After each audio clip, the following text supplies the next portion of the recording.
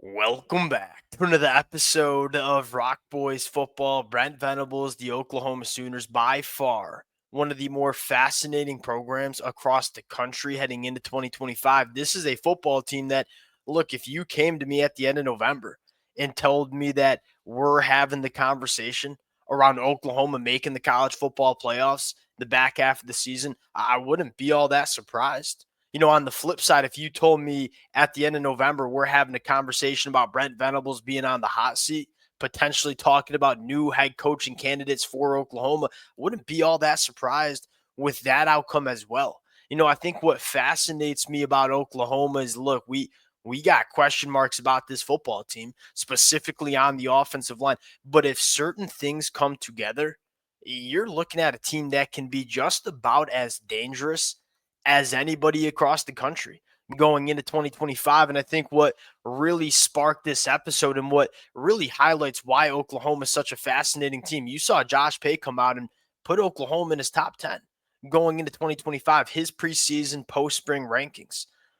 Look, that's about as high as I've seen Oklahoma come in the preseason rankings. I'm not quite as high on Oklahoma, but like, look, I can see why you would think that. Like, I can see why you look at Oklahoma and say there's a pathway for them to be a top 10 caliber team in college football in 2025. The conversation that I want to get into is, what's that going to look like? What needs to really become true for Oklahoma in 2025 for them to be a top 10 college football playoff caliber team? That's the conversation I want to get into now. Before we get into it, as always, that this is the best time period to really get a pulse from the Oklahoma fans. Would love to hear from you guys in the comment section in terms of preseason expectations. We're coming out of spring practice. We're coming out of the spring transfer portal window. We have a pretty good feel for what this team could be in 2025. Please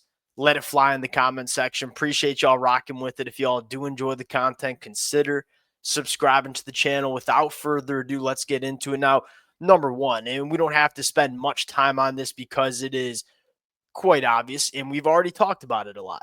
John Mateer needs to elevate this offense. And look, you can be excited about John Mateer for a laundry list of different reasons in terms of him coming into Oklahoma. The thing that excites me the most is the impact that he can have on all the players around him, where that was really, at least in my opinion, where Oklahoma really went wrong in 2024 is they didn't have that quarterback that seemed to be getting the best out of everybody around him. Whether it was Jackson Arnold, whether it was a guy like Mike Hawkins. And look, I think Mike Hawkins is going to be a dude for Oklahoma at some point down the road. But as a true freshman, really wasn't that guy yet.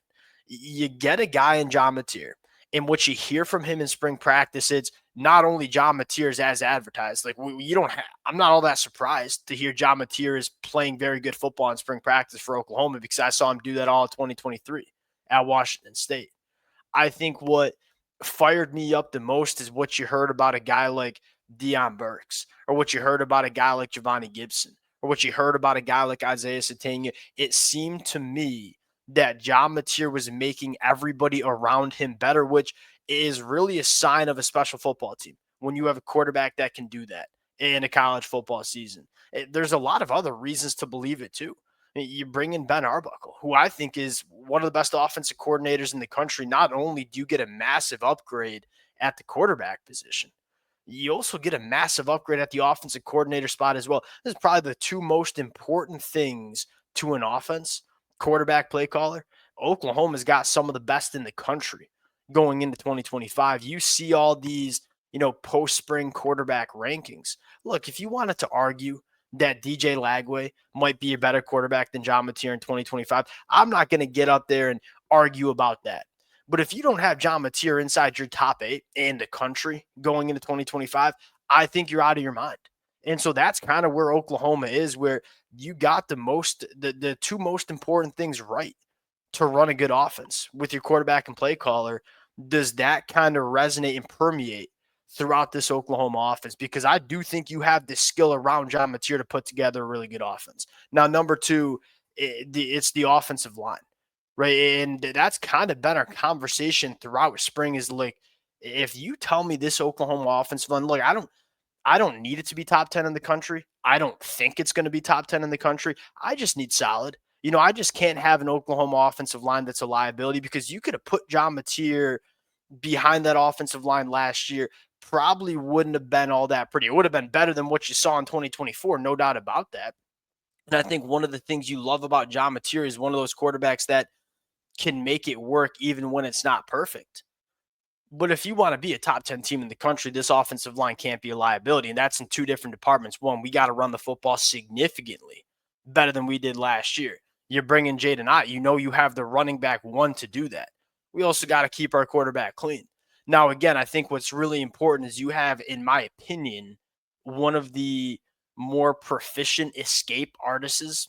I don't think artist one of the better escape artists that you see in college football at the quarterback position. That sounds a little bit cleaner.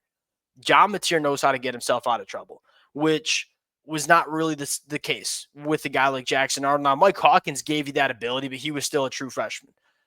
I look at if this offensive line can be just solid, that's all we need from this unit in 2025 because I think you have the pieces other spots. Is the Oklahoma offensive line going to be solid? That's a whole nother question. Now, the thing that stands out to me is number one, you didn't really see Oklahoma go out in the spring portal and super desperate for offensive linemen like you saw them 12 months ago in the spring portal going to 2024. Like that should have been kind of some, glaring red lights that, hey, Brent Venables and this Oklahoma team don't love their offensive line when we saw that 12 months ago. This year didn't see that. They go out and get Jake Mayukula from Stanford, more of a depth interior offensive line versatile chess piece. Like they weren't shopping for starters. And if you're a optimistic Oklahoma fan, you're looking at that and saying, hey, maybe Brent Venables, Coach Bill B, Ben Arbuckle feel better about what they have with their offensive line this year going into 2025 and you're healthy. It just felt like you weren't bouncing guys in and out of practice pretty routinely like you were last year. Like Jacob Sexton, Jake Taylor. I think these are the first two times in their careers that they've had healthy off seasons where they've participated in, I believe, every single spring practice we saw. Better feel for what the starting five is going to look like. I think you're going to see less musical chairs and movement than you did in the 2025 year. That certainly matters when you just want to have a solid offensive line. Going to the defense, look, the Brent Venables defense is in place. And we saw last year. Now, nobody really talked about how good this Oklahoma defense was because the offense struggled so significantly. You look at the numbers. I mean, 3.1 yards per carry allowed. That was 8th in the country. Sacking the quarterback 8.9% of the time. That was 9th in the country. That's the definition of a Brent Venables defense. And I think you have the personnel. I think you've seen them play that way in 2024 to kind of run it back in 2025. This defense only gets better when they're playing opposite an offense that can stay on the football field and score some points. Like, it's really hard. I'm a Michigan fan. We kind of saw the same thing for Michigan last year where that Michigan defense was good. It wasn't as good as the numbers said because the Michigan offense was turning the football over and going 3 and out every drive. Put some pressure on your defense when you have to play the full game, the whole game, like Oklahoma had to last year. This Oklahoma defense should be really good. I think we all have a lot of confidence in Brent Venables calling this Oklahoma defense going into 2025.